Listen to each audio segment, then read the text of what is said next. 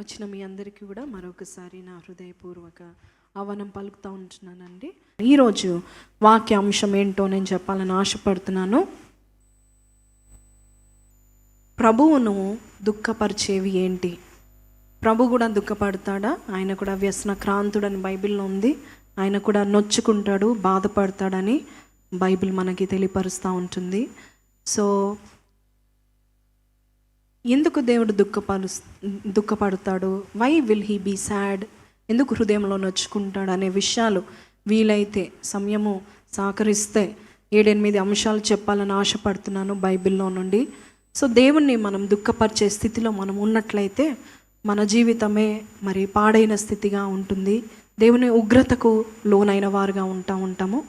దేవుడు దుఃఖపడితే ఏం జరుగుతుంది, దేవుడిని ఎలాగ మనం దుఃఖిస్తూ ఉంటున్నాము అనేది మనం ఈరోజు తెలుసుకోబోతున్నాము. యేసయ్య మరి పలుమార్లు ఏడ్చినట్టుగా మనం చూస్తూ ఉంటున్నాము బైబిల్లో. In couple of times we see that Jesus was moved and he cried. ఆయన ఏడ్చినట్టుగా చూస్తూ ఉంటున్నాము. మరి పురుషులు ఏడుస్తారా ఏడవరా అనే ప్రశ్న పక్క పెడితే మన యేసయ్య మరి దేవుడుగా ఉన్న మన తండ్రి మరి ఆయన ఈ లోకానికి వచ్చి మానవ రూపం ధరించి మానవుని వలె ఏడ్చినట్టుగా బాధ నొందినట్టుగా మనం చూస్తూ ఉంటున్నాము. సో మొట్టమొదటిగా మనం చూసినట్లయితే మొట్టమొదటిగా దేవుడు ఎందుకు ఏడ్చాడని మనము క్లియర్గా బైబిల్ చదివితే మరి నాకు పాస్టర్ గారు కూడా ఆల్మోస్ట్ సేమ్ సబ్జెక్ట్ చెప్పారు. నేను అదే ఆశ్చర్యపడిపోయాను, దేవుడు ఎలాగ నడిపిస్తాడని. సో యోహాను సువార్త 11:35 2 మాటలు ఉన్నాయి. ఇంగ్లీష్లో అయితే జీసస్ వెప్ట్ అని 2 మాటలు ఉన్నాయి. తెలుగులో అయితే యేసు కన్నీళ్ళు విడిచెను అనే మాట ఉంది. హల్లెలూయా హల్లెలూయా. అంటే యేసయ్య ఏడుస్తాడా? ఖచ్చితంగా ఏడుస్తాడు. ఎందుకు ఏడ్చుంటాడు యేసయ్య? చూడండి, చద్దాము. 33 నుంచి చద్దాము. ఆమెతో కూడా వచ్చిన యూదులు ఏడ్చుటయు యేసు చూచి కలవరపడి ఆత్మలో మూలుగుచు అతడినెక్కడ నుంచి తిరని అడుగగా. చూడండి, అక్కడున్న వారందరూ ఏడుస్తున్నారు. అక్కడ ఎవరు ఉన్నారంటే యేసయ్య ప్రియులు ఉన్నారు. చెప్పండి, ఎవరు ఉన్నారండి? యేసయ్యకు ఇష్టంగా ఉండే మనుషులు ఉన్నారు. లాజరు యొక్క అక్క చెల్లెల్ని దేవుడు ప్రేమించాడని ఉంది బైబిల్లో. Amen hallelujah. ఎవరు అక్క చెల్లెలు చెప్పండి?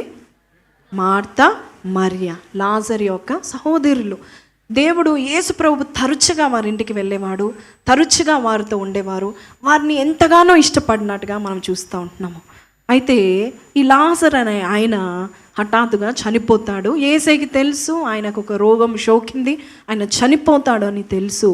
అయినా కూడా ఆయన ప్రయాణమై వెళ్ళలేదు. 4 రోజుల తర్వాత యేసయ్య అక్కడికి వెళ్తాడు. అక్కడికి వెళ్ళినప్పుడు ఏం చూశాడు? అక్కడ చదవండి మళ్ళీ ఒకసారి 33 నుంచి.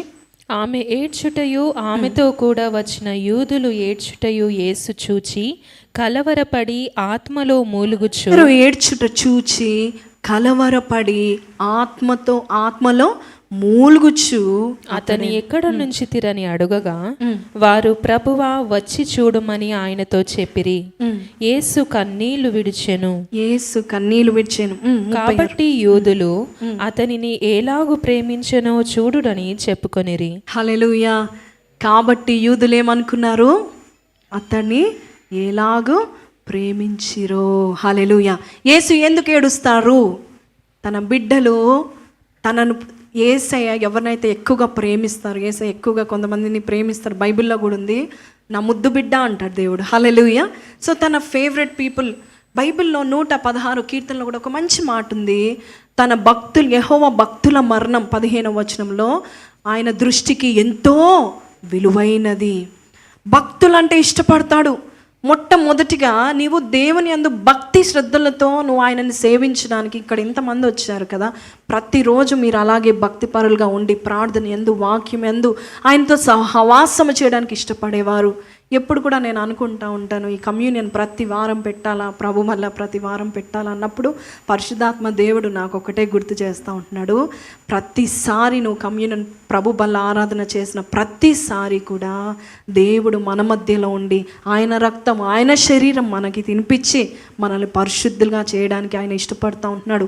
ఆయనతో కలిసి సహవాసము చేయడానికి ఇది ఒక సూచన అని పరిశుద్ధాత్మ దేవుడు నాకు చెప్తా ఉంటున్నాడు. మీరందరూ వచ్చి నాతో సహవాసం, అన్నతో సహవాసం, ఎదుటి వారితో తోటి మరి సంఘస్థుల సహవాసము కంటే మీరు ఈరోజు ఎందుకు వస్తున్నారు దేవుని సన్నిధి కంటే ఆయనతో సహవాసం చేయడానికి. ఆయనతో సహవాసం చేసే భక్తులు వారు డల్గా ఉంటే, వారు బాధపడితే, రోగ పడక మీద ఉంటే ఆయన ఏడుస్తాడు. ఆయనకు తెలుసు ఆయన స్వస్థపరుస్తాడని, కానీ ఆయన ఏడుస్తాడు. ఎన్నోసార్లు నాకు అనిపించింది, నేను ఏడ్చినప్పుడు ఆయన కూడా ఏడ్చినట్టు నాకు అనిపించేది. కరోనా టైంలో ఎక్కువసేపు నేను బాధపడినప్పుడు, ఏంటి ప్రభా అని అందరు చనిపోతూ ఉంటుండగా బాధపడినప్పుడు నా పడక మీద, నా చెప్పాలంటే అది డెత్ బెడ్ కావచ్చు, ఆ యొక్క మరణ పడక మీద నేను పడుకొని ఏడ్చినప్పుడు ఎన్నోసార్లు నా తండ్రి కూడా నాతో పాటు విలపించినట్టుగా నా అనుభూతి చెందుకున్నాను నేను. ఆయన ఏడుస్తాడు. తన భక్తులకు ఏమైనా అవుతే ఆయన ఏడుస్తాడు. నువ్వు ఆయనని ప్రేమిస్తున్నట్లయితే నువ్వు బాధలు ఉన్నప్పుడు ఆయన ఏడుస్తాడు. ఎవరు ఏడుస్తున్నారు, ఎవరు చూస్తున్నారు, నా కన్నీని ఎవరు చూస్తున్నారు, నువ్వు బాధపడకు, ఎందుకంటే ఆయన చూస్తున్నాడు. హల్లెలూయా. అక్కడున్న భక్తులందరూ ఏడుస్తున్నారు. మార్తా మరియలు ఏడుస్తూ ఉన్నారు. యేసయ్యకి తెలుసు ఆయన చావు కాదు, ఆయన నిద్రిస్తున్నాడని తెలుసు. అయినా కూడా కదిలింపబడ్డాడని, ఆత్మలో మూలిగాడంట. నీవు బాధపడుతున్నప్పుడు ఒక ఆయన ఉన్నాడు, ఆయన ఆత్మలో మూలుగుతాడు. నువ్వు బాధతో ఉన్నప్పుడు, నువ్వు భక్తిగా జీవిస్తూ, నువ్వు భక్తుడిగా ఉన్నప్పుడు, మరి నీవు మరణించినప్పుడు కూడా ఆయన ఏడుస్తాడంట. ఆయనకు తెలుసు నేను ఎక్కడ చేరుస్తాడు, పరలోక రాజ్యంలో స్థిరంగా నేను నిలబెడతాడు. మంచి భవనం కట్టి నీకు ఒక స్థిరమైన నివాసము, యుగయుగాల వరకు ఆయన చేతులతో కట్టిన నివాసము ఆయన నీ కొరకు చేసిన, ఆయన నీ కొరకు నువ్వు చనిపోయినప్పుడు ఎంతో విలువైన వాడిగా, విలువైన దానిగా ఆయన నీ నిమిత్తము ఏడుస్తాడంట. హల్లెలూయా. అంతటి ప్రేమించే దేవుడు మనకున్నాడా? Question mark. ఆన్సర్ చెప్పండి. ఉన్నాడు. Yes, he cries for you. ఈరోజు దేవుడు చెప్పమన్న మాట నేను మీ మధ్యలో మధ్యవర్తిగా నేను ఉండి చెప్తున్నాను. He told me to tell you this. ప్రభు దుఃఖపడతాడు. నువ్వు బాధపడినప్పుడు నువ్వు అనుకుంటున్నావు దేవుడు పట్టించుకోవట్లేదు. కొంతమంది చెప్తా ఉంటారు దేవుడు మమ్మల్ని మర్చిపోయాడు అని అంటూ ఉంటారు. కానీ నీ దుఃఖ స్థితిలో ఆయన నేను మర్చిపోలేదు, నీతో ఆయన బాధపడతా ఉంటున్నాడు. యెషయా గ్రంథం 63లో ఒక చక్కని మాట ఉంది, మన యావత్ బాధలో ఆయన కూడా బాధ నొందెను. హల్లెలూయా. మామూలు ఒక్క బాధ, రెండు బాధలు కాదు, మన యావత్ బాధలు. ఒకసారి చదవమండి. 63వ అధ్యాయం 10వ వచనం అనుకుంటా, ఒకసారి తీసిన వారు చదవండి. అయినను వారు తిరుగుబాటు చేసి ఆయన పరిశుద్ధాత్మను దుఃఖింపగ చేయగా ఆయన వారికి విరోధి ఆయను. 5వ వచనం అనుకుంటామా, లేకపోతే 65:3 చదవండి. యెషయా గ్రంథము. ఆయన యావత్ బాధలో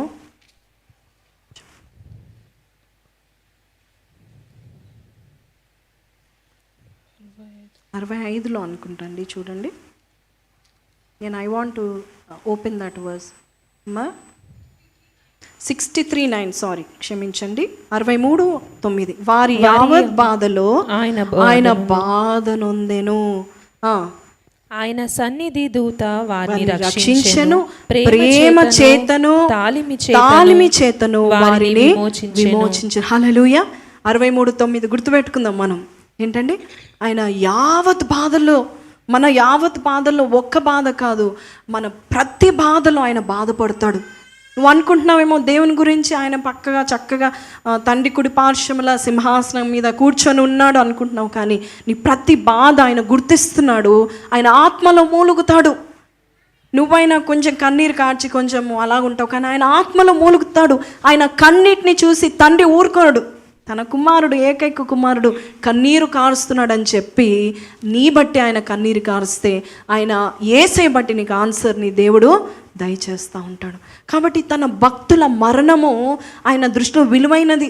తన భక్తులు మూలుగుతే ఆయన మూలుగుతాడు. నిజం చెప్తున్నాను, ఆయన మూలుగుతాడు. మూలుగడం అంటే తెలుసు కదా అండి, మూలగడం అంటే తెలుసు కదా, ఇంకా ఏడవడానికి కూడా శక్తి లేనప్పుడు నువ్వు మూలుగుతావు. ఆ మూలుగుల్లో ఆయన కూడా ఉంటాడంట. హల్లెలూయా. రోమా పత్రిక 12:15 ఒక మంచి మాట ఉంది, సంతోషించే వారితో సంతోషించండి, ఏడ్చేవారితో ఏడువుడి అని ఉంది. యేసే అలాగా మన విషయంలో అంత శ్రద్ధ నిలుపుతూ ఉంటున్నాడు, తన భక్తుల విషయంలో అంత శ్రద్ధ నిలుపుతూ ఉంటున్నాడు. లాజర్ని ఎంతగా ప్రేమించాడు. ఆయన కార్యం జరగబోతున్నా కూడా బాధ వచ్చినప్పుడు ఆయన ఊరుకోడు, ఆయన చూసి ఉండలేడు. ఆయనకు తెలుసు ఏం జరగబోతుంది, మహత్తమైన కార్యం జరగబోతుంది ఆయనకు తెలుసు. కానీ రైట్ నౌ యువర్ స్టేట్ని చూసి, నిన్ను చూసి ఆయన చింతిస్తాడు. బైబిల్ సెలవిస్తుంది 53 యెషయా గ్రంథంలో, ఆయన వ్యసనక్రాంతుడు, ఆయన చింతక్రాంతుడు, ఆయన బాధపడతాడు. He also has feelings for you. చెప్పండి, God has feelings for me అని చెప్పండి. మీ బాయ్ ఫ్రెండ్కి, మీ గర్ల్ ఫ్రెండ్కి లేనట్టి, నీ భర్తకి భార్యకి లేనట్టి, నీ సొంత తల్లిదండ్రులకి లేనట్టి బాధ ఆయనకుంది. హల్లెలూయా.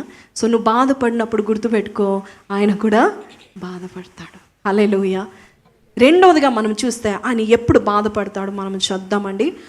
యెషయా గ్రంథం 7వ అధ్యాయము 13వ వచనము, 13-14. అతడు ఇలాగు చెప్పెను, దావీదు వంశస్థులారా వినుడి, మనుషులను విసికించుట చాలదనుకొని నా దేవుని కూడా విసికింతురా. కాబట్టి ప్రభు తానే ఒక సూచన మీకు చూపును, ఆలకించుడి. కన్యక గర్భవతి కుమారుని కని అతనికి ఇమ్మానుయేలను పేరు పెట్టును. ఇక్కడ మనం ఒక రాజు చూస్తూ ఉంటున్నాము, అవిశ్వాసముతో ఉన్నాడండి. రెండోదిగా మన అవిశ్వాసము ఆయనను విసిగిస్తుంది. మన అవిశ్వాసం బట్టి ఆయన నొచ్చుకుంటాడు. పేతురు పత్రిక, 1 పేతురు పత్రికలో 5:7 ఒక మంచి మాట ఉంది. ఏంటంటే, ఆయన మిమ్మును గురించి చింతిస్తున్నాడు కనుక మీ చింత యావత్తు ఎవరి మీద వేయుడి, ఆయన మీద వేయుడి. సో రెండోదిగా మనం ఎప్పుడైతే దేవుని మీద డౌట్ పడతామో, అవిశ్వాసంతో జీవిస్తామో, ఆ దేవుడు నాకేం చేస్తాడు, నాకు చేస్తాడా, అసలు ఎందుకు దేవుడు నన్ను శిక్షిస్తున్నాడు, ఆయనకు నేనంటే ఇష్టము లేదా. ఎంతమంది మాట్లాడారు నిజాయితీగా చెప్పండి ఇలాగా? ఎంతమంది? మెల్లమెల్లగా ఒకటొకటి. ఎవ్వరు గుర్తుంచుకోలేరులే, దేవుడు గుర్తుంచుకోవడం మీ చేతులు. ఎంతమంది నిజంగా చెప్పండి. నేను కూడా చెప్పాను ఆ లిస్ట్లో, దేవుడు ఉన్నాడా, ఎందుకు నాకు ఇది, ఎందుకు అది, నన్ను ఎందుకు స్త్రీగా పుట్టించాడు, ఎన్నోసార్లు అడిగాను. కానీ అలాగ నువ్వు మాట్లాడితే అట్టి అవిశ్వాసం వల్ల ఆయన చింతిస్తాడు, ఆయన బాధపడతాడు. ఎప్పుడైనా దేవుని సన్నిధికి వచ్చినప్పుడు ప్రార్థన చేశాం కానీ దేవుడు ఏం చేశాడండి, ఎంతో కాలం నుంచి నొప్పితోనే బాధపడుతున్నాను, దేవుడు చేస్తాడా, ఇంకా చేయడలే, అయిపోయింది. అవిశ్వాసము దేవుడిని బాధిస్తుంది, దేవుడిని దుఃఖపరుస్తుంది. జక్కరియా, ఎలిజబెత్ అని 2 దంపతులు ఉన్నారు, దేవుని యాజకులు, దేవుని సేవ చేసేవారు, పరిచర్య చేసేవారు.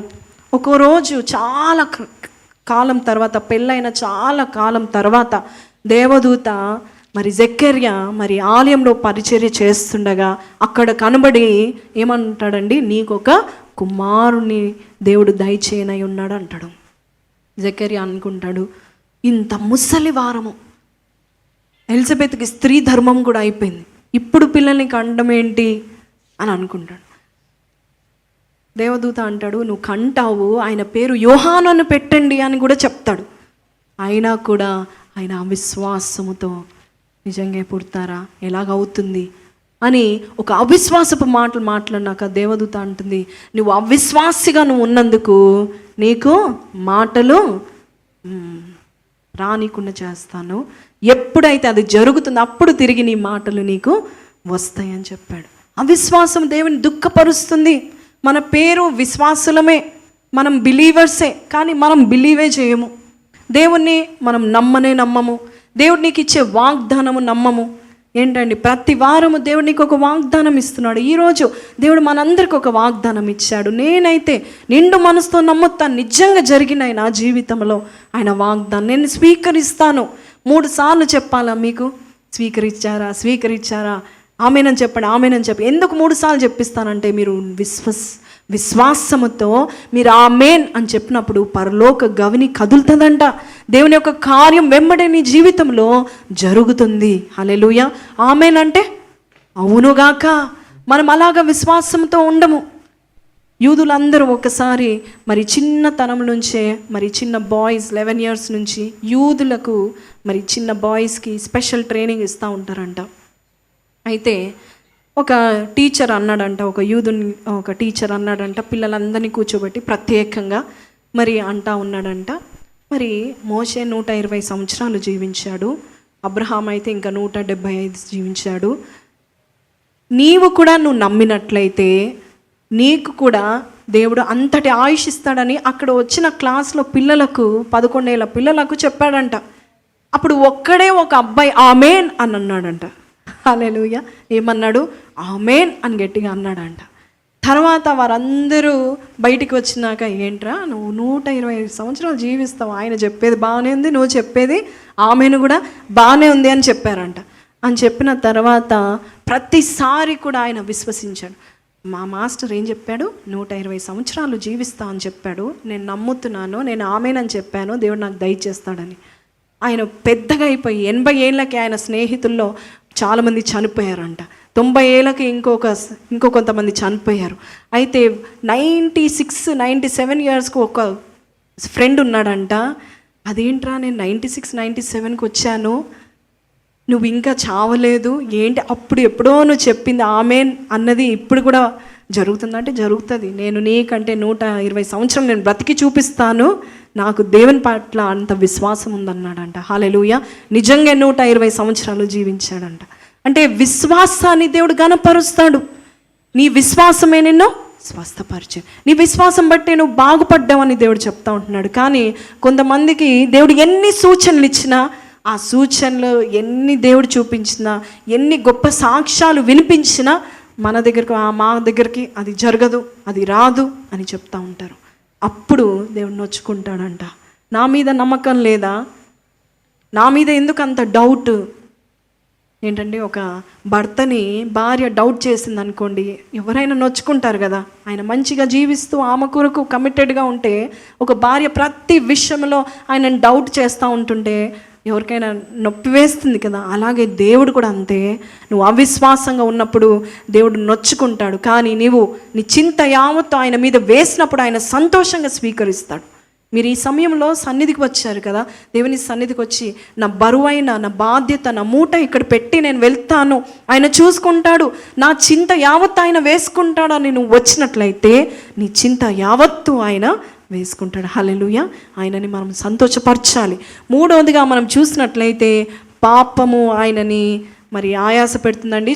చూద్దాము. యెషయా గ్రంథము 43వ అధ్యాయము 24వ వచనము. నా నిమిత్తము సువాసన గల లవంగపు చెక్కను నీవు రూకలిచ్చి కొనలేదు, నీ బలి పశువుల క్రొవ్వు చేత నన్ను తృప్తిపరచలేదు, సరే కదా. నీ పాపముల చేత నీవు నన్ను విసికించితివి, నీ దోషముల చేత నన్ను ఆయాస పెట్టితివి. దేవునికి మరొక్కసారి ఆయాసం, మరొక్కసారి నొచ్చుకుంటాడు, మరొక్కసారి ఆయన విసిగిపోతాడు, బాధపడతాడు, బాధ నొందుతాడు. ఎప్పుడంటే నీ పాపము 5 నిమిషాల మరి సుఖము కొరకు నీవు ఆయన గాయాలను రేపుతున్నావు. కొన్నిసార్లు మన పాపము, మన దోషము ఆయన చూసినప్పుడు అండి, ఆయన చేతిలో ఉన్న గాయంలో ఆ రక్తము బ్లీడింగ్ అవుతూ ఉంటుందంట. ఒక భక్తుడు చెప్తా ఉన్నాడు, పరిశుద్ధమైన పరలోకానికి నేను వెళ్ళాను, అలాగే దేవుడు నన్ను నరకానికి తీసుకెళ్ళాడు. నరకానికి తీసుకెళ్ళినప్పుడు ఒక అబ్బాయి పాపముతో కూరుకుపోయి ఎన్నోసార్లు దేవుడు ఆయనని పిలిచి, పాపం నుండి బయటికి రా, నేను నీ కొరకు నేను ఉన్నాను అని ఎన్నిసార్లు పిలిచినా ఆయన విననొల్లక ఆ నరకంలో పడినప్పుడు ఒక మాట అన్నాడంట, ప్రభువా నువ్వు నా కొరకు చనిపోలేదా అన్నాడంట. అన్న వరకే యేసయ్య చేతుల్లో ఉంచిన ఆ రంధ్రంలో వచ్చిన రక్తము బ్లీడ్ అవుతూ ఉందంట. రక్తము ఆయన చేతిలోంచి కారడము ఈ భక్తుడు చూశాడంట. ప్రభువా ఎందుకు నీ చేతుల్లో రక్తము బ్లీడ్ అవుతున్నాయి అంటే ఆయన అన్న మాటలకి అన్నాడంట. కొన్నిసార్లు మన పాపం వల్ల ఆయన నొచ్చుకుంటాడు. ఆదికాండం 6వ అధ్యాయము 5-6 వచనాలు ఒకసారి చూద్దామండి. ఆదికాండము 6వ అధ్యాయము 5-6 వచనాలు. నరుల చెడుతనము భూమి మీద గొప్పదనియు వారి హృదయం యొక్క తలంపులలోని ఊహ అంతయు ఎల్లప్పుడూ కేవలము చెడ్డదని. నరుల చెడ్డతనము భూమి మీద గొప్పదని, వారి హృదయం యొక్క తలంపులు ఊహ అంతయు ఎల్లప్పుడూ కేవలము చెడ్డదని యెహోవా చూచి తాను భూమి మీద నరులను చేసినందుకు యెహోవా సంతాపము నొంది తన హృదయములో నొచ్చుకొనేను. చెప్పండి, ఇప్పుడు మీరు ప్రతిసారి పాపం చేసినప్పుడు ఎవరు నొచ్చుకుంటారు? మీ మమ్మీ డాడీ కంటే ఎక్కువగా యేసయ్య నొచ్చుకుంటాడు. మానుకుందామా? ఇలాంటి చెప్పరు. మానుకుందామా? సంతోష పెడదామా దేవుణ్ణి? మన దేవుణ్ణి, మన యేసయ్యని, మన కొరకు చనిపోయిన యేసయ్యని సంతోష పెడదామా? ఏ పాపము నీకు సంతోషాన్ని ఇస్తుందో ఆయనకి దుఃఖాన్ని ఇస్తుంది. ఆ పాపం వల్ల నువ్వు నరకంకి వెళ్తావని దుఃఖాన్ని ఇస్తుంది. నీ శరీరాన్ని పాడు చేసుకుంటావనే దుఃఖం ఆయనకు వస్తుంది. ఆ పాపం వల్ల నీకు షేమ్, నీకు డిస్గ్రేస్, నీకు సిగ్గును తెచ్చిపెడుతుంది, నీకు అవమానం తెచ్చిపెడుతుందని దేవునికి తెలుసు. కాబట్టి ఆయన నొచ్చుకుంటాడు, ఆయన హృదయంలో నొచ్చుకుంటాడు. నువ్వు అబద్ధం ఆడిన ప్రతిసారి ఆయన హృదయం నొచ్చుకుంటుంది. దొంగతనము, వ్యభిచార తలంపులు, చెడ్డ తలంపులు, బూతులు మాట్లాడినప్పుడు ఆయన నొచ్చుకుంటాడు. గర్వము, కోపం, అసూయ, ద్వేషము నీ హృదయంలో ఉన్నట్లయితే ఆయన అది చూసి నొచ్చుకుంటాడు. హృదయంలో ఉన్న ఊహను ఎరిగిన దేవుడు, నీ రహస్య హృదయాన్ని తెలిసిన దేవుడు, నీ తలంపులు తెలిసిన దేవుడు. ఒక చిన్న తలంపుతో మనము దేవుణ్ణి నొప్పింప చేస్తున్నామంటే మనం నిజంగా ఎంత దౌర్భాగ్యులం. మనల్ని ప్రేమించి మనల్ని అంతగా దగ్గరికి లాక్కున్న దేవుడు, మనల్ని దీవించే దేవుణ్ణి, మనకి మేలు చేసే దేవుణ్ణి నువ్వు ఆయనకి విరోధంగా నువ్వు ఉంటున్నట్లయితే, విరోధంగా పాపం చేస్తున్నట్లయితే దేవుడు నొచ్చుకుంటాడు. ఆ నొప్పి మనం కలుగ చేయకూడదు. ఆమేన్, హల్లెలూయా. ఏ విషయంలో ఈరోజు దేవుడు నీతో మాట్లాడుతున్నాడో, ఏ పాపము నేను ఏలుతుందో, ఏ బానిసత్వంలో నువ్వు ఉన్నావో, ఏ విషయంలో నువ్వు ఆయనకు విరోధంగా కార్యం చేస్తున్నావో, తెలిసి పాపం చేస్తున్నావు, తెలిసి నీ చెడు తలంపులతో, చెడు ఆలోచనతో నువ్వు జీవిస్తున్నావు. ఎన్నిసార్లు నువ్వు ఆయన గాయాన్ని రేపి ఉంటావు. ఈరోజు మనము కనిపెట్టుకొని, ప్రభువా నా పాపం ఏంటి, నేను ఏ విషయంలో ఆయాసపరుస్తున్నాను? 139వ కీర్తన ఆఖరి 2 వచనాలు ఒకసారి చద్దామండి. దావీదు రాసిన మంచి ప్రార్థన ఒకసారి చద్దాము. 139వ కీర్తన ఆఖరి 2 వచనాలు. దేవా నన్ను పరిశోధించి నా హృదయమును తెలుసుకొనుము, నన్ను పరీక్షించి నా ఆలోచనలో తెలుసుకొనుము, నీకు ఆయాసకరమైన మార్గము నా యందుందేమో చూడుము, నిత్య మార్గమున నన్ను నడిపి. ఈ ప్రార్థన మనం చేయాలి. ప్రభువా నీకు ఆయాసకరమైన మార్గం నాలో ఉందేమో, నేను ఆయాస పెట్టేది నా క్రియలు నీకు కనబడుతున్నాయేమో, అటువంటి హృదయము నాకుందేమో, నిన్ను నొప్పింప చేసే నీ హృదయం నొచ్చుకుంటుంది నా వల్ల, నా దృష్టి వల్ల. ఆ చిన్న ఫిల్మే కదా, ఆ చిన్న వీడియోనే కదా, ఆ చిన్నది నేను చేస్తే ఏమవుతుంది, ఆ చిన్న తప్పే కదా, ఆ చిన్న అబద్ధమే కదా నువ్వు అనుకుంటున్నావు. కానీ ఆయనని నువ్వు గాయపరుస్తున్నావు, ఆయన గాయాలను రేపుతున్నావు. మళ్ళా పుండుని మనము గిల్లుతే ఎలా ఉంటుందండి? ఎలా ఉంటుంది? గిల్లబుద్ధి అవుతుంది. అమ్మో, ఎక్కడి నుంచో నాకు గూస్ బంప్స్ వస్తూ ఉంటాయి. పుండుని ముట్టుకోవడానికే నాకు భయం అవుతూ ఉంటుంది. మనమైతే పుండుని ముట్టుకోవడం కదా, గెలుగుతున్నాం వేసే పుండులను. ఆయన గాయాలను గెలికి మరి ఆయనకి నొప్పిని కలగజేస్తున్నాం. తెలిసి ఆ పాపం మనం చేస్తాం. తెలిసి తిరిగి ఆయనని మనము సిలువలో ఎక్కిస్తూ ఉంటున్నాము. నీ కొరకు నీవు పనిష్మెంట్ రాకుండా ఉండడానికి దేవుడు ఏం చేస్తున్నాడు? ఆయన గాయాన్ని ఓర్చుకుంటున్నాడు, ఆ నొప్పిని ఆయన ఓర్చుకుంటున్నాడు. ఈరోజు ఆ పాపం వద్దు ప్రభువా, నేను ఆ పాపం నేను చేయను, నీకు అవిధేయతగా నేను ఉండను, నీకు ఆయాసకరమైన మార్గం వద్దు, అక్కడ వెళ్ళకమ్మా అంటే అక్కడికే వెళ్తాం, అది చేయకమ్మా అదే ముట్టుకుంటూ ఉంటాం. అది అగ్ని, దాని జోలికి వెళ్ళకంటే ఆ పాపమే బాగుంది, ఆ నరకమే బాగుంది అంటూ వెళ్తూ ఉంటాము. యేసయ్య నీ విషయంలో ఆయన దుఃఖపడతా ఉంటున్నాడు. Do you want to see Jesus cry for you? ఏ విధంగా ఏడవాలండి? నా ప్రియులను ఏడవాలి, కానీ నువ్వు పాపం చేసి అయ్యో అని ఏడవకూడదు. ఏంటండి అది? మన మీద, మన పిల్లల మీద అస్సలు మంచిది కాదు. కొంతమంది అంటూ ఇంట్లో ఉన్న ఆడవారిని ఏడిపించకూడదు అంటూ ఉంటారు కదా, ఎందుకంటే వారు ఏడుస్తే ఆ ఇంటికి మంచిది కాదంటారు. మరి యేసయ్య ఏడుస్తే అంత నీతిమంతుడు. మన విషయమై కన్నీళ్ళు కాస్తే ఆ ఇల్లు బాగుంటుందా?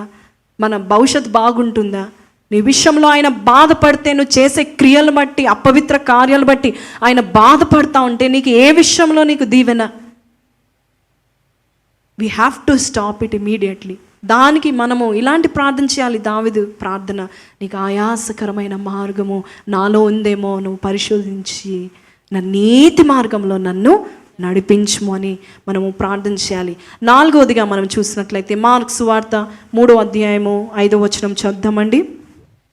ఆయన వారి హృదయ కాఠిన్యమునకు దుఃఖపడి కోపముతో వారిని కలియచూచి నీ చెయ్యి చాపమని ఆ మనిషితో చెప్పెను. చాలండి. ఆయన వారి హృదయ కాఠిన్యమును బట్టి దుఃఖపడ్డాడు.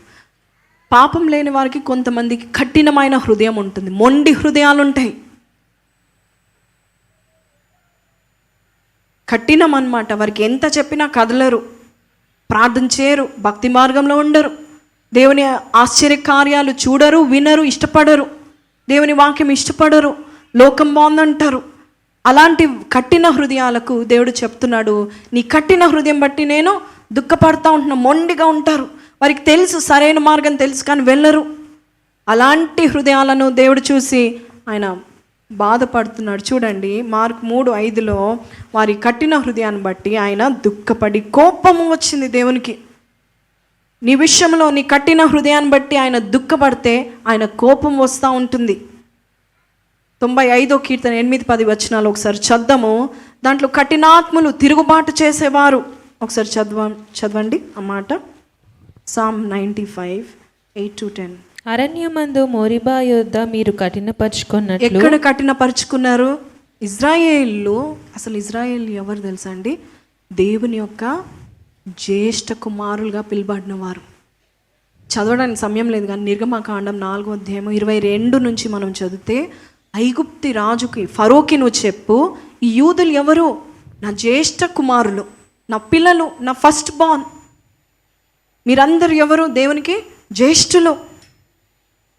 దేవుడు మిమ్మల్ని ఎంతగా మరి జ్యేష్ఠరికం యొక్క ఆశీర్వాదాలు ఇస్తూ నడిపిస్తూ ఉంటున్నారు.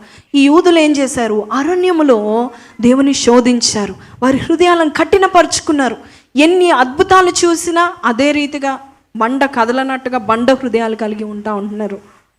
ఏ విషయంలో కదలరు. కన్నీటి ప్రార్థన తెలీదు, ప్రార్థన చేయడం అసలు తెలీదు, దేవునితో సహవాసం చేయడం తెలీదు. మీరు కఠినపరుచుకున్నట్లు, మస్సా దినమందు మీరు కఠినపరుచుకున్నట్లు మీ హృదయములను కఠినపరుచుకొనకుడి. అచ్చట మీ పితరులు నన్ను పరీక్షించి శోధించి నా కార్యములు చూచిరి. 40 ఏండ్ల కాలము ఆ తర్వాత వారి వలన నేను విసికి, వారు హృదయమున తప్పిపోవు ప్రజలు, వారు నా మార్గమును తెలుసుకొనలేదని అనుకొంటిని. కావున నేను కోపించి. ఇక్కడ మనం చూసినట్లయితే 40 ఏండ్ల కాలం వరకు 40 years వారి హృదయ కాఠిన్యాన్ని బట్టి దేవుడు కోపంగా ఉన్నాడంట. 40 years, 40 సంవత్సరాలు. ఇంత క్లియర్గా రాయబడింది బైబిల్లో. వారినేమో బానిసత్వం నుంచి తీసుకొచ్చి అద్భుత కార్యాలు చేస్తూ ఉంటుండగా వారి హృదయం మాత్రం ఏమాత్రం మార్పు లేదు, కఠినం. ఎన్ని వాక్యాలు విన్నా హృదయం కదిలించబడదు. ఎన్ని రక్షణ కార్యాలు చేసినా, ఎన్ని అద్భుతాలు చేసినా మాకు వద్దు ఆ దేవుడు అంటూ ఉంటారు. మాకు ఇదే బాగుంది అంటారు. మా ఈ లోకపు పండగలు పబ్బాలే బాగుంటాయి అంటారు. దేవుని ప్రార్థన అంటే ఇష్టం ఉండదు, దేవుని సహవాసం ఇష్టం ఉండదు. ఒకలాంటి కఠినత్వం ఉంటే దేవుని యొక్క కోపము, ఉగ్రత మీ మీద పడుతుంది. 40 ఏండ్లు దేవుడు వారితో ఉన్న కోపంగా ఉన్నాడంట. ఒక స్ట్రిక్ట్ కోపంగా ఉన్నాడు. పోనీ జాలితో వాని కౌగలించుకుందామన్నా కూడా మళ్ళా కఠినంగా ఉంటున్నారు. దేవునికి అయిష్టంగా నిలబడుతూ ఆయన దుఃఖపడుతున్నాడు, ఆయన బాధపడుతున్నాడు. నీ కఠిన హృదయం బట్టి నేను బాధపడుతున్నాను, ఒక్క రోజైనా నన్ను సంతోషపరిచావా? 40 ఏండ్లు, 1 year 2 years కాదు. ఎన్ని ఏండ్లు అండి? 40 years. మనం కూడా ఎన్ని ఏండ్లు దేవునికి దూరంగా ఉన్నాం, కఠినంగా జీవిస్తున్నాం. ఎజిక్యేలు 18వ అధ్యాయము 31-32లో యేసయ్య ఏం చెప్తున్నాడు వినండి. ఎజిక్యేలు 18th chapter 31-32. మీరు జరిగిన అక్రమ క్రియలన్నిటినీ విడిచి నూతన హృదయమును నూతన బుద్ధియు తెచ్చుకొనుడి. మీరు జరిగించిన అక్రమ క్రియలన్నిటినీ విడిచి నూతన హృదయము నూతన బుద్ధి తెచ్చుకున్నది. ఇశ్రాయేల్లారా మీరెందుకు మీరెందుకు మరణమొందుదురు? ఇదే ప్రభువగు యెహోవా వాక్కు. మరణము నొందువాడు మరణము నొందుటను బట్టి నేను సంతోషించువాడను కాను. కావున మీరు మనస్సు త్రిప్పుకొనుడి, అప్పుడు మీరు బ్రతుకుదురు. ఇదే ప్రభువగు యెహోవా వాక్కు. ఈ రోజు దేవుడు చెప్తున్నాడు, ఇప్పుడైనా నీ మనసు మార్చుకో. నేను ఎవరో పిలవాలి, రండి ప్రార్థనకి. ఏంటండి, మీ ఇంట్లో మీ మమ్మీ ప్రార్థనకి రాని టక్మని వచ్చి సాపేసుకుని కూర్చున్న వారు ఉన్నారా? ఏంటండి, ప్రార్థన చేయండి, వాక్యం చదవండి. డాడీ ఏమన్నాడు, వాక్యం చదివావా, ప్రార్థన చేసావా అంటే చేస్తాలే, చదువుతాలే. ఇంకా ఉల్టా కొంతమంది, నువ్వు చదివావా డాడీ, నువ్వు చదివావా, నువ్వు ప్రార్థన చేసుకున్నావా, నువ్వు చేసుకో ఫస్ట్. ఏంటండి, ఎంత కఠినాత్ములు.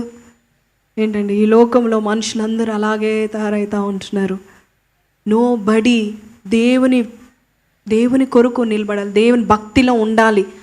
ఒకలాంటి ఒక సానుభూతి లేనే లేదు. చర్చ్ అంటే లేనే లేదు, సంఘం అంటే విలువ లేనే లేదు. రేపటి నుంచి మండే, ట్యూస్డే, వెనస్డే అండి 3 days ఫాస్టింగ్ ప్రేయర్స్ ఇక్కడే జరుగుతూ ఉంటుంది. ఈరోజు మేము ఉదయకాలం 5:30కి ప్రార్థన చేసినప్పుడు దేవుడు ఎస్తేరు గ్రంథము 9-10 అధ్యాయాలు ఇచ్చాడు. దాంట్లో ఏముంది తెలుసా? ఉపవాస విలాప కాలంలో మీరు ఆచరించండి. ఎస్తేరు మొర్దెకాయిలు చెప్పినట్టుగా వారు ఖండితంగా చెప్పారంట. మీరు దేశమంతా కూడా ఈ రోజుల్లో 2 రోజులు 3 రోజులు ఈ రోజుల్లో ఈ పండుగలు జరిపించాలి. అది ఉపవాసము కూడా పండుగలుగా వాళ్ళు తీర్చుకొని వచ్చారు. దేశమంతటి కొరకు ప్రార్థన చేసేవారు మొత్తం దినమంతా. ఈరోజు నేను చెప్తున్నాను, ఖండితంగా నేను చెప్తున్నాను, నీ కఠిన హృదయం అయితే ఇంకా దేవుని ఉగ్రత నువ్వు పొందుకుంటావు. కానీ నువ్వు సంఘానికి రా, ఈ 3 రోజులు వచ్చి ప్రార్థన చేయి, వీలైతే ఉపవాసం ఉండి ప్రార్థన చేయి. దేవుడు నీ కఠిన హృదయాన్ని మార్చేసి మంచి లేత మనసునిస్తాడు. యోషియా అనే ఒక రాజు ఉన్నాడు. దేవుడు ఆయన విషయంలో చాలా శ్రద్ధ నిలిపాడు. ఎందుకు తెలుసా?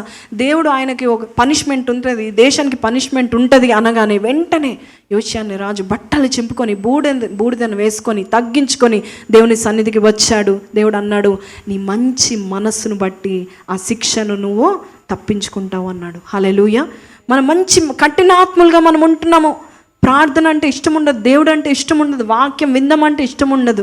ఈ మధ్యలో పాపమంతా మన ఫోన్లోనే ఉంటా ఉంటుంది కదండి, పాపమంతా టీవీలో ఉంటా ఉంటుంది. నువ్వు ఎక్కడికో వెళ్ళి పాపం చేయాల్సిన అవసరం లేదు.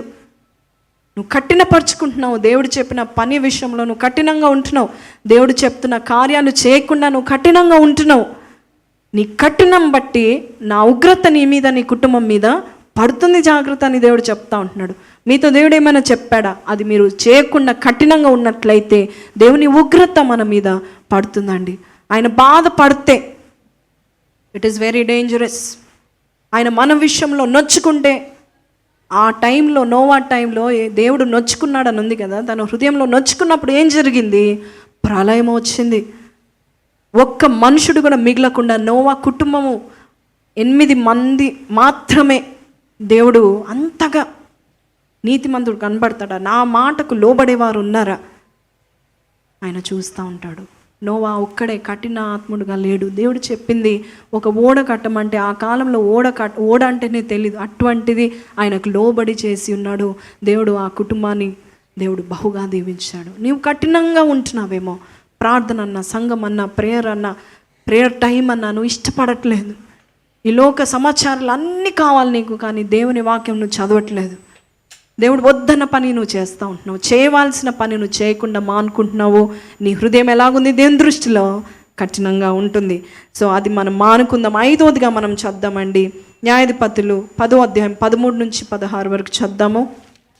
ఎందుకు ఇంకొక పాయింట్లో ఎందుకు దేవుడు దుఃఖపడతాడు అనేది చద్దాము. జడ్జెస్ చాప్టర్ 10 verse 13-16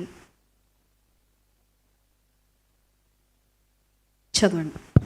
అయితే మీరు నన్ను విసర్జించి అన్య దేవతలను పూజించితిరి గనుక నేను ఇకను మిమ్మును రక్షింపను. పోయి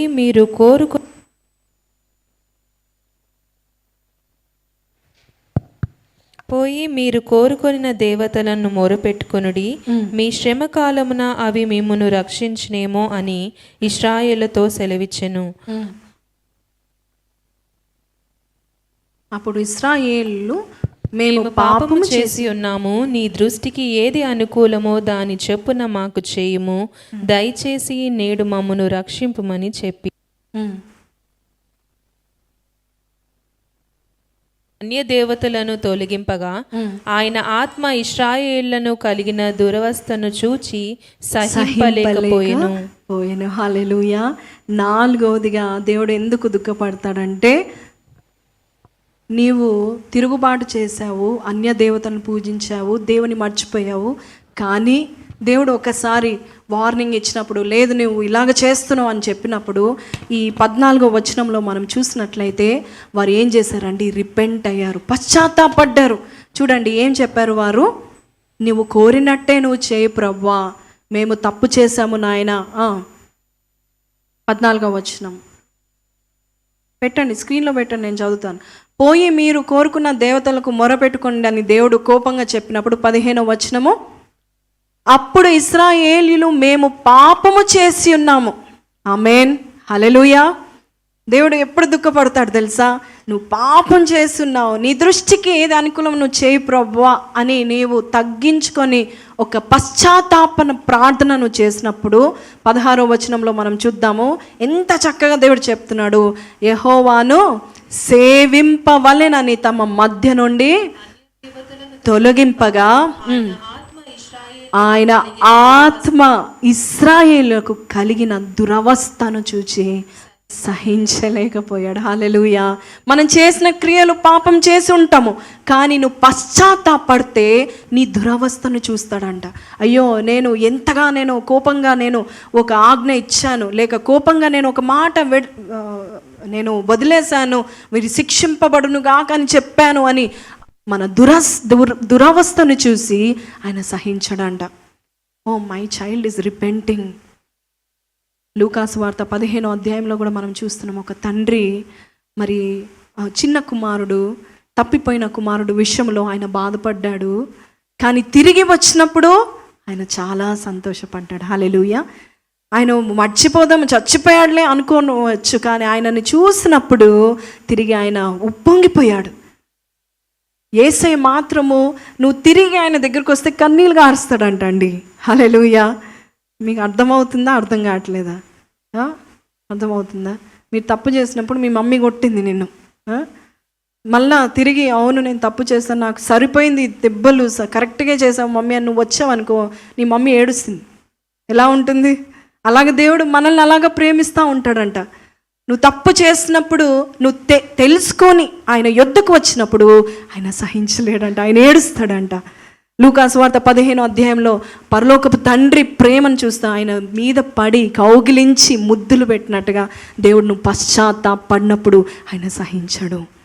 నువ్వు పాపం చేసినప్పుడు ప్రభువా నేను పాపం చేశాను, నేను ఘోర పాపిని, నీ కృప నుండి నేను వెళ్ళిపోయాను ప్రభువా, నేను అర్హుని కాదు, నాకు అర్హత లేదు, నీ సన్నిధిలో నిలబడడానికి అర్హత లేదు అని నువ్వు పశ్చాత్తాపడిన ప్రార్థన ఆయన చూసి ఆయన కన్నీరు కార్చుతాడు, ఆయన దుఃఖపడతాడు. చాలామంది పశ్చాత్తాపడరు. అందుకే దేవుడు బైబిల్లో రాయించాడు, అతిక్రమంను వర్ధిల్లడు, కానీ దాన్ని ఒప్పుకొని విడిచిపెట్టువాడు ఏం పొందుకుంటాడు? కనికరం పొందుకుంటాడు. హల్లెలూయా. మన యేసు ఎలాంటి కనికరం చూపిస్తాడంటే తిరిగి వచ్చారని ఏడుస్తాడంట. హల్లెలూయా. ఏంటండి, ఎప్పుడో వెళ్ళిపోయిన నీ బిడ్డ కావచ్చు, నీ కుమారుడు కావచ్చు, నేను వదిలిపెట్టి వెళ్ళిపోయారు అనుకోండి, తిరిగి వచ్చినప్పుడు ఆయన ఎంతగా కన్నీరు కార్చి ఎంతగా సహించలేడంట, ఆపుకోలేడు. అంటే ఇంగ్లీష్లో చెప్పాలంటే he cannot control that emotion. అంతగా నిన్ను ఆయన ప్రేమిస్తూ ఉంటున్నాడు. హల్లెలూయా. కాబట్టి మనం చేసిన ప్రతి తప్పుకు వెంటనే పశ్చాత్తాపడి దాన్ని వదిలిపెట్టినట్లయితే ఆయన కనికరము నువ్వు పొందుకుంటావు. బైబిల్లో ఒక చక్కని మాట ఉంది, యోనా గ్రంథంలో 3వ అధ్యాయం 8 నుంచి 10 మనం చదివితే లాస్ట్ వచనం చద్దాం, 10వ వచనం మనం చద్దాము. యోనా 3:10 అద్భుతంగా ఉంటుందండి ఈ చాప్టర్. ఈ నినివే వారు తమ చెడు నడతలను మానుకొనగా వారు చేయుచున్న క్రియలను దేవుడు చూచి ఆయన పశ్చాత్తాపుడైతాడంట. హల్లెలూయా. ఏంటంటే ఆ నినివే ప్రజలు భయంకరమైన ఘోరమైన పాపం చేసిన వారు, కానీ రాజు అలాగే పశువులు, పిల్లలు, పెద్దలు అందరూ ఉపవాసం చేసినప్పుడు, వారు పశ్చాత్తాపడినప్పుడు, మేము తప్పు చేసినామయ్యా, నీ కోపం మా నుండి త్రుప్పుకోమయ్యా అని ప్రార్థన చేసినప్పుడు, ఈ నినివే ప్రజలు తమ చెడు నడతను మానుకొని వారు చేసిన క్రియలు దేవుడు చూచి ఆయన పశ్చాత్తాప్తుడై వారికి చేయన కార్యము కీడు చేయక మానెను. హల్లెలూయా, హల్లెలూయా. సో నీవు పశ్చాత్తాపడితే దేవుడు పశ్చాత్తాపడతాడు. నీ ఇష్టం, నువ్వు పశ్చాత్తాపడితే నేను శపించను, నేను వారికి నేను అనుకున్న కీడును వారికి నేను దయచేయను అంటాడు. ఆమెన్ చెప్పండి, ఆమెన్, హల్లెలూయా. కీర్తన 30లో ఏముంది తెలుసా అండి? ఆయన కోపము నిమిషమాత్రము, ఆయన దయ ఆయుష్కాలం అంతా, జీవితాంతము ఆయన దయ చూపించడానికి సంతోషిస్తూ ఉంటాడు. కాబట్టి నువ్వు పశ్చాత్తాపడినప్పుడు ఆయన సహించలేడు, ఆయన ఏడుస్తూ ఉంటాడు. నువ్వు చిన్న పాపమైన, పరిశుద్ధుల యొక్క మంచి అలవాటు ఏంటి తెలుసా? అబ్రహాం లాంటి వారు కూడా చిన్న పాపం చేసినా, చిన్న తప్పు చేసినా కూడా వెంటనే బలిపీఠం కట్టేవారు, వెంటనే దేవుని మళ్ళా ట్రాక్కి వచ్చేవారు. తిరిగి దేవుడు he would take them. Amen. Open హ్యాండ్స్తో తీసుకునేవాడు. హల్లెలూయా. మరి దావీదు కూడా పాపం చేసినప్పుడు, అయ్యా నీ పరిశుద్ధాత్మ నా యొద్ద నుండి తీసుకువేకము తండ్రి అనగానే తిరిగి దేవుడు ఆయనను ప్రవక్తగా దేవుడు నిలబెట్టి ఉన్నాడు. సో నువ్వు పశ్చాత్తాపడితే ఆయన పశ్చాత్తాపుడై ఆయన నీకు కల్పించిన కీడు జరగనీయకుండా చేస్తూ ఉంటాడు. హల్లెలూయా. ఆయన చేయనీయడు కూడా. యోనా అనుకుంటాడు, ఎందుక నన్ను ప్రవక్తగా చేసింది, నువ్వు చెప్పమన్నావు, నేను చెప్పాను, నాకు తెలుసు నువ్వు చాలా దయాగుణం కలిగిన వాడని, అందుకే నేను రానని చెప్పాను అంటే, యోనా నీకెందుకు కోపం వస్తుందయ్యా?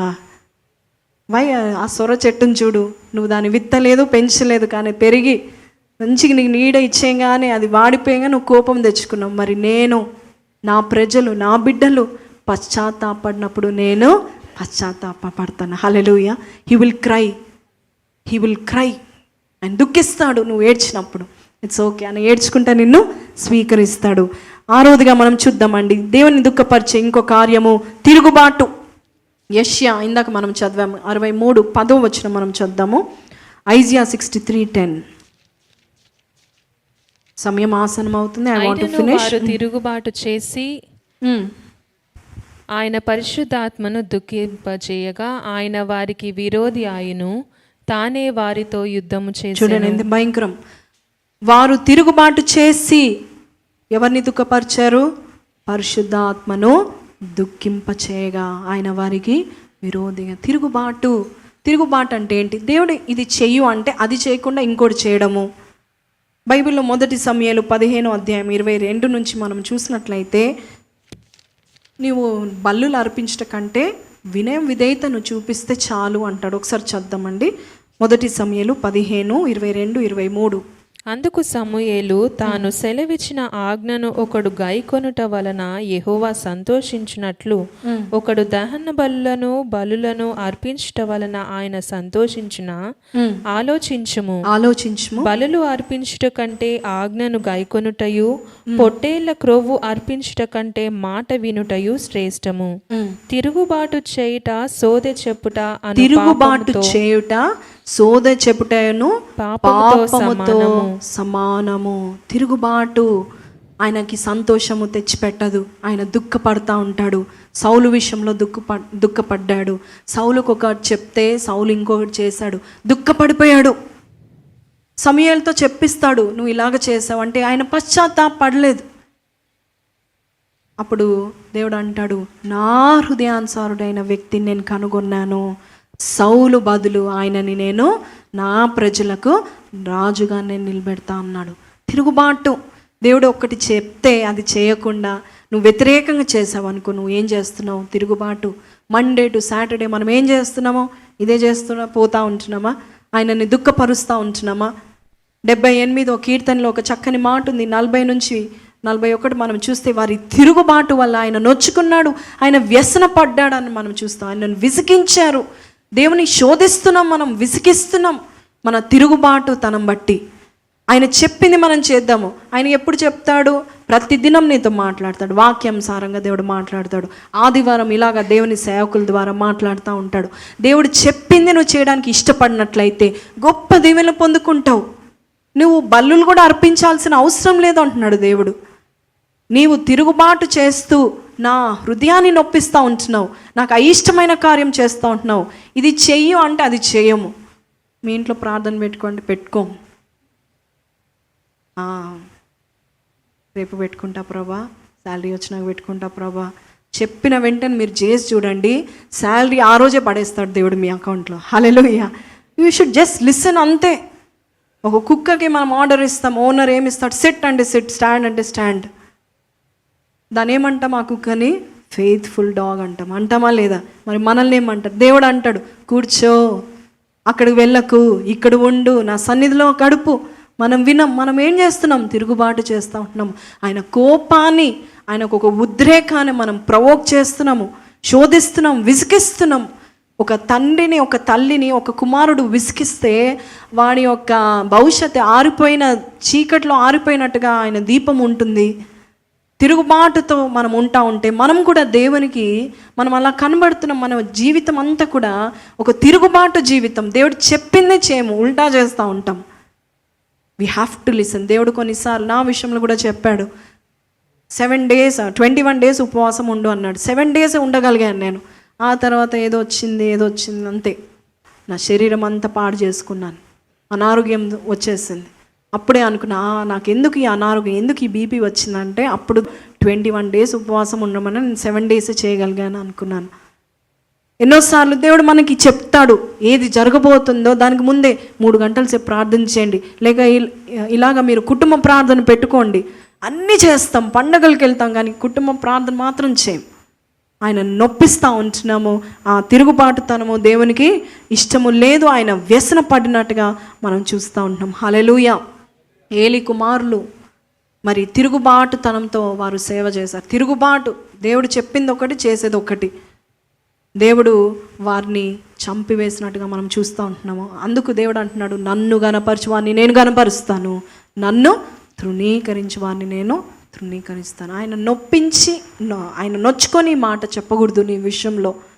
నీవు నా మాటలు వింటున్నావా? నాకు లోబడుతున్నావా? తిరుగుబాటుతో ఉంటున్నావా? రిబెలియస్ నేచర్ తీసేసుకో అని దేవుడు చెప్తా ఉంటున్నాడు. 7వదిగా మనం చూద్దామండి, ఎఫెసీకి రాసిన పత్రిక 4వ అధ్యాయము 29 నుంచి చదువుదాము. వినువారికి మేలు కలుగునట్లు అవసరమును బట్టి ఏం మాట్లాడాలి? క్షేమాభివృద్ధికరమైన అనుకూల వచనమే పలుకుడు గాని దుర్భాష అయినదేనను మీకు నోట రానియకుడి. దేవుని పరిశుద్ధాత్మను దుఃఖపరచుకుడు. విమోచన దినం వరకు ఆయన యందు మీరు ముద్రింపబడి ఉన్నారు. నీ మాటలు ఆయన దుఃఖపరుస్తాయి. దేవుడు నీకు ఒక గిఫ్ట్ ఇచ్చాడు, పరిశుద్ధాత్మ దేవుడు నీకు ఇచ్చాడు. నీ మాటలు ఎలాగున్నాయి? ఆయనకి దుఃఖం తెచ్చే మాటలుగా ఉన్నాయా? దుర్భాషగా మాట్లాడుతున్నావా? ఆయనకు వ్యతిరేకంగా మాట్లాడుతున్నావా? చూడండి 31వ వచనం చదువుదాము. సమస్తమైన ద్వేషము, కోపము, క్రోధము, అల్లరి, దూషణ, సకలమైన దుష్టత్వము మీరు విసర్జించుడి. ఇది మనం విసర్జిస్తే దేవుడు మన యందు సంతోషిస్తాడు. ద్వేషముతో మాటలు, కోపంతో మాటలు, క్రోధముతో, దూషణ మాటలు, దుర్భాషలు ఎంతమంది మాట్లాడుతూ ఉంటున్నారు? బ్యాడ్ లాంగ్వేజ్, ఫౌల్ లాంగ్వేజ్, దేవునికి అపవిత్రమైన మాటలు, లేనివి ఉన్నవి లేనివి గాను కొంతమంది చెప్తా ఉంటారు. అంటే బిబ్లికల్గా కాదు, కథలు అల్లుతూ ఉంటారు ఒక్కొక్కరు విషయంలో. దేవుడు అంటున్నారు, వారిని నేను కూల్చేస్తాను అంటున్నాడు. 64వ కీర్తన 8వ వచనంలో వారు కూలుటకు వారి నాలుకే కారణం అంటున్నాడు. వారు శపిస్తూ ఉంటారు, ఎవరిని బ్లెస్ చేయడం వారికి రాదు. వారి మాటలు దూషణ మాటలు, ఎప్పుడు చూసినా ఎవరితో సరిగ్గా ఉండరు, క్షేమంగా ఉండరు, అభివృద్ధికరంగా ఉండరు. వారి మాటలు దుష్ట మాటలు, ఎప్పుడు చూసినా నెగిటివ్గా, బిట్టర్నెస్గా ఉంటాయి.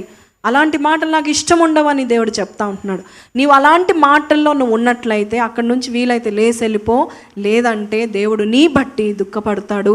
109వ కీర్తనలో అంటున్నాడు, అలాంటి వారి మాటలు బట్టి వారి ఉద్యోగాలు ఊడిపోతున్నాయి, నీ మాటలు బట్టి నీ ఉద్యోగాలు ఊడిపోతున్నాయి. ఎందుకంటే దేవుని బ్లెస్సింగ్ లేదు అక్కడ, దేవుని ఫెన్సింగ్ లేదు. దేవుడు అంటున్నాడు, నువ్వు నా ఆత్మను దుఃఖపరుస్తున్నావు. మనం పొద్దు నుంచి సాయంత్రం వరకు ఏం మాట్లాడుతున్నామో నీకు విలువ లేకపోవచ్చు, నీవు అనాలోచితంగా మాట్లాడవచ్చు, కానీ దేవుడు ప్రతి మాటను ఆయన రికార్డ్ చేసుకుంటాడంట. మీరు మాటలు ఎవరైనా ఫోన్లో రికార్డ్ చేస్తున్నారంటే ఎంత చక్కగా మాట్లాడేస్తారు కదండి. ఎంత శత్రువుతో అయినా ఎంత చక్కగా మాట్లాడుతూ ఉంటారు. కానీ ప్రతి మాట దేవుడు నీ మాటలు వింటున్నాడు. నీ మాటలు బట్టి ఆయన కోపం వస్తుంది. సనిగే మాటలు, కంప్లైనింగ్ మాటలు, బిట్టర్నెస్, నెగటివ్, చాడీలు చెప్పేవారికంటే చాడీలు వినేవారికంటే ఎక్కువ దోషం కలుగుతుందంట. అలాంటి స్థితిలో మనం ఉండకూడదు. దేవుడు మన నుండి వెళ్ళిపోతాడని దేవుడు చెప్తా అంటున్నాడు. ఆఖరిగా చద్దామండి, మత్తయి సువార్త 23వ అధ్యాయము 34 నుంచి చద్దాము. అందుచేత ఇదిగో నేను మీ యొద్దకు ప్రవక్తలను, జ్ఞానులను, శాస్త్రులను పంపుచున్నాను. ఇక్కడ యేసే చెప్తున్నాడు, మీ యొద్ద ప్రవక్తలను, జ్ఞానులను, శాస్త్రులను పంపుచున్నాను. మీరు వారిలో కొందరిని చంపి సిలువ వేసి కొందరిని మీ సమాజ మందిరంలో కొరడాలతో కొట్టి పట్టణము నుండి పట్టణమునకు తరుముదురు.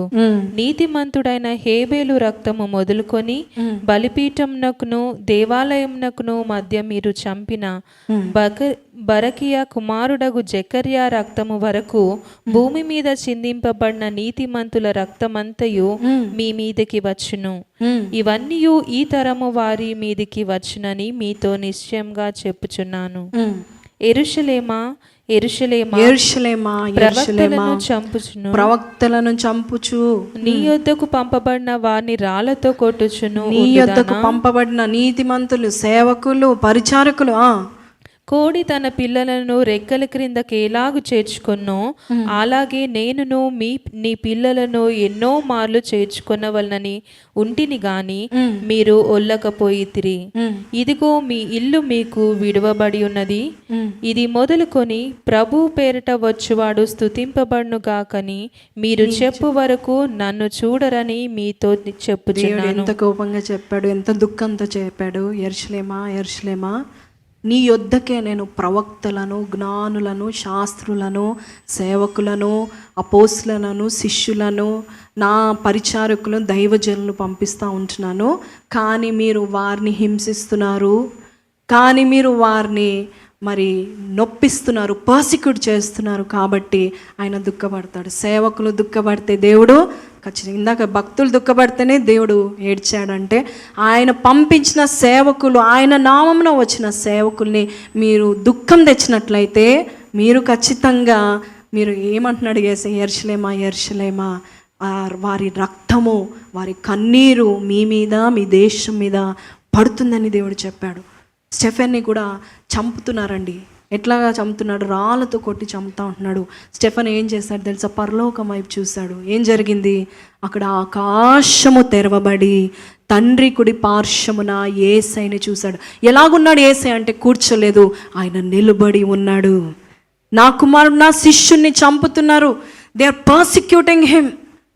ఈరోజు నువ్వు ఏ సేవకుడిని, ఏ పరిచారకుని, ఏ ప్రవక్తని వారికి వ్యతిరేకంగా నువ్వు ఒక్క మాట పలికినా కూడా వారి యొక్క నీతిమంతుల యొక్క రక్తము, వారి దుఃఖము నీ మీద పడుతుంది, నీ కుటుంబం మీద పడుతుంది. చాలామందికి తెలీదు.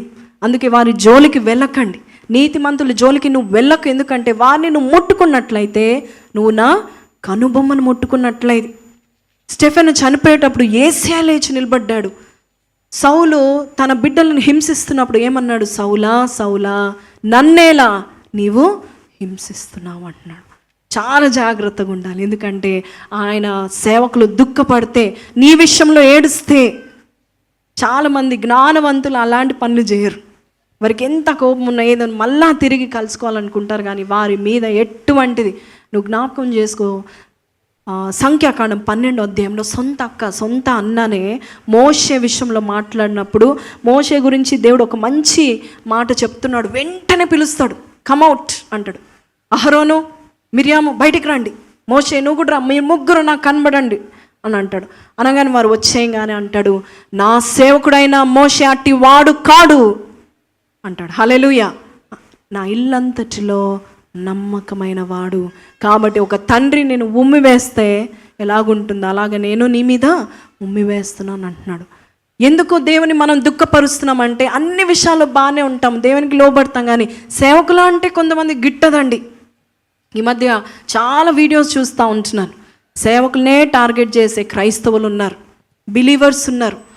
దేవుడు దుఃఖపడతాడు వారి విషయంలో. ఒకవేళ వారు చాలామంది సేవకులు పట్టించుకోవట్లేదు, కానీ ఒకవేళ నిజంగా ఆ సేవకుడు నిజంగా లోపల బాధపడినట్లయితే, ఆయన ఏడ్చినట్లయితే దేవుడు ఊరుకోడు. చూడండి ఒకసారి మనం చద్దాము. మార్కు సువార్త 15:33 మనం చూస్తాము, చదవడానికి సమయం లేదు. యేసయ్య నీతిమంతుడిగా ఉన్నాడు. ఆయన చనిపోయినప్పుడు 3 గంటల సేపు దేశమంతా చీకటి కమ్మెను. దేశమంతా చీకటి కమ్మెను. భూమి వణికిందంట. ఆలయంలో ఉన్న తెర చినిగిపోయింది. అందరికంటే నీతిమంతుడైన యేసయ్యని వారు హింసించినప్పుడు మాటల చేత మరి క్రియల చేత ఉమ్మి వేశారు. అంతా చూశాడు. కానీ సిలువలో ఎక్కించిన తర్వాత, నా దేవా నా దేవా నా చెయ్యి ఎందుకు విడిచిపెట్టావు? ఆ టైంలో దేవుడు చూడలేకపోయాడు. సూర్యుడు కూడా నీతి సూర్యుడిని చూడలేకపోయి కమ్ముకున్నాడంట.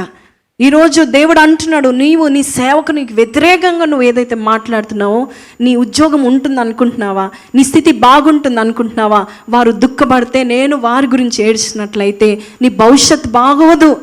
నువ్వు ఇప్పటికైనా నువ్వు మార్చుకో. You don't want to be punished కదండి. Nobody wants to be punished. దేవుడు మీకే కాదు, నా విషయంలో కూడా, నా తోటి సేవకుల గురించి కూడా మాట్లాడడానికి నేను భయపడతాను. ఎందుకంటే యూ నెవర్ నో. కొన్నిసార్లు నేను ఇలాంటివి కూడా చేస్తూ ఉంటాను. ప్రభా, ఆ సేవకుడు అలా వచ్చింది, ఇలాగ వచ్చింది, నాకు చూపించు, అసలు ఎలాంటి వాడని చూపించు అని ప్రార్థన చేస్తే, ఆయన దావీదు వంటి హృదయం గల వాడు అంటాడు. వెంటనే సిగ్గుపడతాను నేను ఆయన విషయంలో. మైల్స్ మొన్రో గారు చనిపోయారండి. ఫ్లైట్లో వెళ్ళేటప్పుడు ఆయన గొప్ప దైవ సేవకుడు, బహామాస్లో సేవ చేశాడు, చాలా ఉజ్జీవంతో సేవ చేశాడు. సో ఆయన ఫ్లైట్లో తన భార్య మీటింగ్కి వెళ్ళడానికి ఫ్లైట్ ఎక్కారు. ఓన్ పర్సనల్ జెట్ మీద ఎక్కి వెళ్తూ ఉంటుండగా అది పేలిపోయి చనిపోయాడు.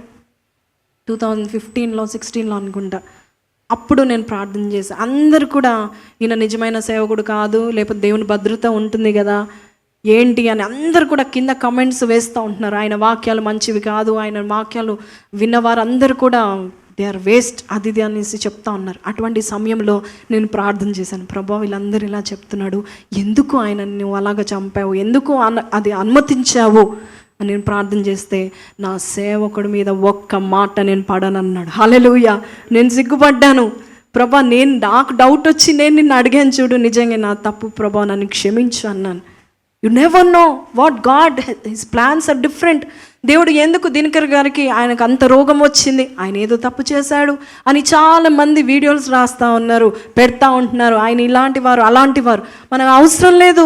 దేవుడు ఎలాగైతే వాడుకుంటాడో ఆయన అన్యులను కూడా వాడుకుంటారు. కింగ్ సైరస్ని దేవుడు వాడుకున్నారు. కానీ బైబిల్లో ఉంది, కేరాష్ అని ఉంది, ఆ సైరస్ గురించి ఎవరైనా ఏమన్నా మాట్లాడినా ఆయన ఊరుకునేవాడు కాదంట. ఈరోజు నీవు నీ జీవితంలో ఒకవేళ నీవు అగెయిన్స్ట్గా వెళ్తున్నావు అన్నట్లయితే ఇప్పుడే సమాధానపడు, లేదా దేవునితో సమాధానపడు. ప్రభా నా మాటలు, నా చేష్టలు, నా క్రియలు సేవకులకి, నీతిమంతులకి ఎస్పెషల్లీ నేను అగెయిన్స్ట్గా ఉన్నానేమో. ఎందుకంటే నీతిమంతుడి విషయంలో దేవుడు ఎప్పుడు నిలబడతాడండి. హల్లెలూయా. లోకం నిలబడదు నీతిమంతుల విషయంలో, కానీ దేవుడు నిలబడతా ఉంటాడు. ఎన్ని పాయింట్స్ చెప్పానండి?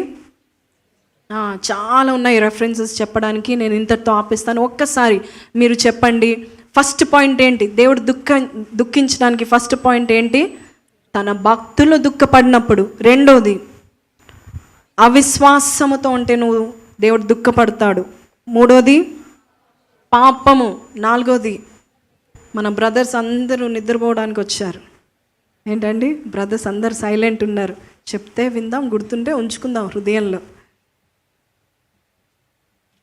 బ్రదర్స్ మీ వాలెట్స్లో ఏమున్నాయండి? ఒక్కసారి చూడాలని ఉంది. మీ అందరు వాలెట్స్లో ఏమున్నాయని చూపిస్తారా? అసలు వాలెట్ ఏంటక్క, అన్ని గూగుల్ పే, పేటిఎం వచ్చాక వాలెటే లేదు. సరే చద్దాం, చెప్పండి. సారీ, మూడోది పాపము. నాలుగోది కఠిన హృదయం. ఐదోది పశ్చాత్తాపము వల్ల దేవుడు పశ్చాత్తపడతాడు. ఆరోది తిరుగుబాటు వల్ల దుఃఖపడతాడు. ఏడోది మనం మాటలు. 8వది మరి దేవుని యొక్క ప్రవక్తలు, దేవుని యొక్క సేవకులు, పరిచారకులు, నీతిమంతులను మనం హింసిస్తే ఆయన బాధపడతాడు, ఉరుముతాడు. దేవుడు ఏం చేస్తాడండి? ఉరుముతాడు. చాలా రెఫరెన్సెస్ ఉన్నాయి, అవి చదవడానికి సమయం లేదు. వీలైతే మనం అందరం కూడా మరి ఒకసారి ఒక సెషన్గా మనం తీసుకుని తర్వాత సండే కాకుండా we will learn many things from the Bible. మనం ఎక్కడ తప్పు చేస్తున్నాం, ఎక్కడ తప్పు చేయకూడదు అని, మనం స్టేబుల్గా ఉండట్లేదు, మన ఉద్యోగాలు ఎందుకు స్టేబుల్గా ఉండట్లేదు, మన మాటల, మన క్రియల తిరుగుబాటు అని మనం తెలుసుకుందాం. ఈరోజు అయితే ఈ 8 పాయింట్స్ నిమిత్తం మనం అందరం లేచి నిలబడి ప్రార్థన చేద్దాము. ప్రభా, నేను ఎక్కడ నేను దుఃఖపరుస్తున్నాను, నా పాపం వలన, మరి నా మాటల వలన, నా క్రియల వలన, నా హింసల వలన, నా యొక్క మరి తిరుగుబాటు వలన మరి నిన్ను బాధ పెడుతున్నాను, నా పాపము నిన్ను నొప్పింప చేస్తుంది నాయన, ఈరోజే ఆ పాపాన్ని నేను వదిలేస్తున్నాను అన్నవారు ప్రతి ఒక్కరు కూడా దేవుని సన్నిధిలో మరొక్కసారి we will connect to God అండి. మరొక్కసారి సరెండర్ అవుదాము. ప్రభా, నిన్ను దుఃఖపరిచే పనులు, నిన్ను ఆయాస పెట్టే పనులు, ప్రభా నిన్ను విసిగించే పనులు నేను చేయకూడదు, తలంపులు తలంచకూడదు, క్రియలు చేయకూడదు నాయన. ప్రభా, ఈ రోజు నుంచి నూతన మనసు నాకు దయచేయండి, దృఢమైన మనసు నాకు దయచేయండి, అవిశ్వాస హృదయం కొట్టివేయండి, తిరుగుబాటు తత్వం తీసివేయండి, విధేయులుగా జీవించడం మాకు నేర్పించండి. అయ్యా నాయన, నీ మాటలకు, నీతిమంతుల మాటలకు చెవియొగ్గే వారుగా చేయండి. వారి రక్తము, వారి కన్నీరు అయ్యా తండ్రి వారు కార్చకుండా ప్రభా తండ్రి, మా జీవితంలో అట్టి శాపం మా మీద పడకుండా సాయం చేయండి. ప్రతి ఒక్కరు కూడా ప్రార్థన చేద్దామండి. ఈరోజు ఎక్కడ దేవుడు, పరిశుద్ధాత్మ దేవుడు నీ వాక్యము ద్వారా నీతో మాట్లాడి ఉన్నాడు, ఏ విషయంలో నువ్వు ఆయనను దుఃఖపరుస్తున్నావో, ఏ విషయంలో పరిశుద్ధాత్మ దేవుడు నీ నుండి వెళ్ళిపోతున్నాడో, 40 సంవత్సరాల నుంచి మరి ఇజ్రాయేలు జ్యేష్ఠులుగా ఉన్న వారిని మరి దేవుడు వదిలిపెట్టి వెళ్ళిపోయినట్టుగా మనం చూస్తూ ఉంటున్నాము. అలాంటి స్థితి మనం పొందుకోకూడదు. ప్రభా, నేను ఎక్కడ చెడిపోయాను, ఎక్కడ నీ గాయాన్ని రేపుతున్నాను, ఎక్కడ మోసంతో ఉన్నానో, ఎక్కడ నా మాటల వల్ల, క్రియల వల్ల, తలంపుల ద్వారా, ఉనికి వల్ల నీకు దూరంగా నేను జీవిస్తున్నాను. ప్రభా, ఈరోజు ప్రభా నీ భక్తులుగా నన్ను ఎంచండి. ప్రభా, ఈరోజు ప్రభా నేను పరిశుద్ధుగా నన్ను ఎంచండి. నాలో పాపం ఉండి నీ గాయాన్ని రేపుతుందేమో నాయన, ఆ పాపాన్ని తొలగించండి వేస్తున్నాము. పశ్చాత్తాపడదాం ప్రతి ఒక్కరు కూడా. అయ్యా, నేను ఈ తప్పు చేస్తున్నాను, నీ గాయాన్ని రేపుతున్నాను, నీ హృదయాన్ని నొప్పింప చేస్తున్నాను ప్రభా, నీకు దుఃఖాన్ని తెస్తున్నాను, నీకన్నిటినీ ప్రభా తండ్రి మరి కారణము నేనే అవుతున్నాను ప్రభా. నా జీవితంను ప్రభా బాగు చేయండి. మరొక్కసారి ప్రభా నీ యొద్దకు వచ్చాను. ప్రతి ఒక్కరు కూడా అలాగ ప్రార్థన చేద్దామా, ప్రార్థన పూర్వకంగా మరొక్కసారి ఒప్పుకుందామా. ఇంతవరకు బాప్టిజం తీసుకోలేని వారు దేవుడు నీతో మాట్లాడుతూ ఉంటున్నాడు. నా యొద్దకు వచ్చి వాడిని నేను ఎంత మాత్రము త్రోసివేయను, నా యొద్దకు రా, నీకు విశ్రాంతిని నేను కలుగ చేస్తాను. నీవు నా యొద్దకు వచ్చినట్లయితే నేను నిన్ను చూసుకుంటాను, నీ చింత యావత్తు నేను చూసుకుంటానని దేవుడు చెప్తున్నాడు. I will care for you, I will do miracles for you, I will be with you, జీవితాంతం నీతో నడుస్తానని దేవుడు చెప్తున్నాడు. ఇప్పటికైనా కూడా మారు మనసు పొందుకుందామా, తిరుగుబాటుతనం కొట్టివేద్దామా, అవిశ్వాసం కొట్టివేద్దామా, పాపాన్ని కొట్టివేద్దామా, యేసు నామంలో కొట్టివేద్దామా. ప్రతి ఒక్కరు కూడా ప్రార్థన చేయండి, ఎవరు కూడా మౌనంగా ఉండకండి. ప్రతి ఒక్కరు కూడా అండి.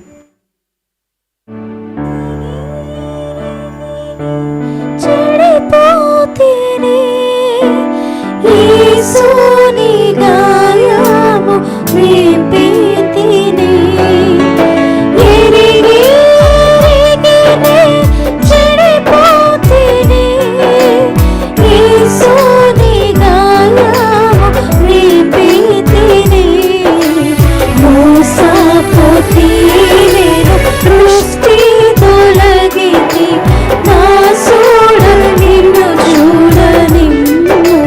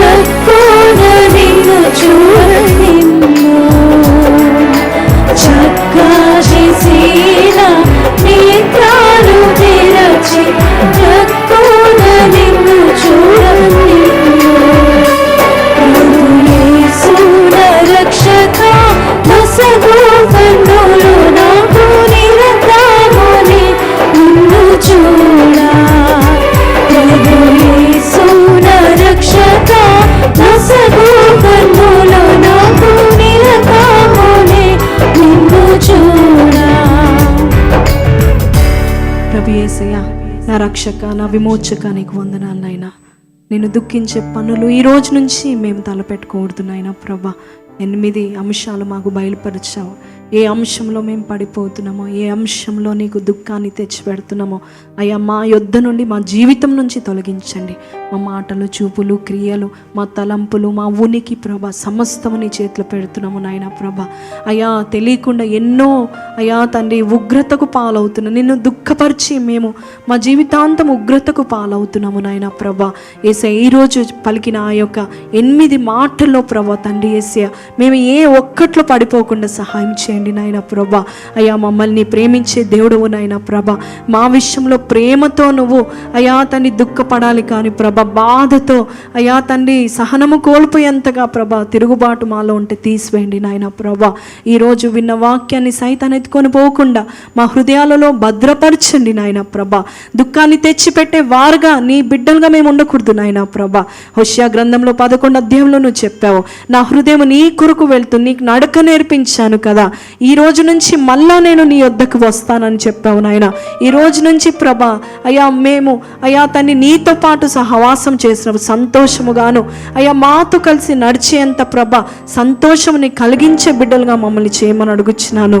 అయ్యా, ఎక్కడైతే వ్యసన పడుతున్నావో, ఎక్కడ చింతిస్తున్నావో, ఎక్కడ దుఃఖపడుతున్నావో ప్రభా తండ్రి మాకు చూపించండి.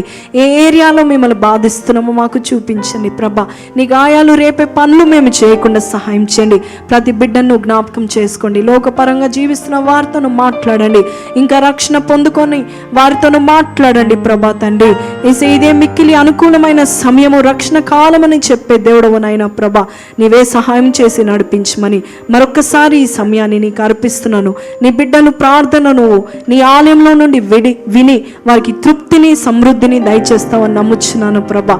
వారు తిరిగి వెళ్ళుచుండగా వారి హృదయాలు, వారి మనస్సులు మార్చి ప్రభా మారు మనసుతో ప్రభా నీకిష్టలుగా, నిన్ను సంతోషపెట్టే వారుగా జీవించడం మాకు నేర్పించమని నజరేయుడైన యేసు పరిశుద్ధ నామములో అడిగి వేడుకొంచున్నాము తండ్రి, ఆమేన్. చప్పట్లు కొట్టి దేవుని స్తుతిద్దాం. Thank you Lord for this word.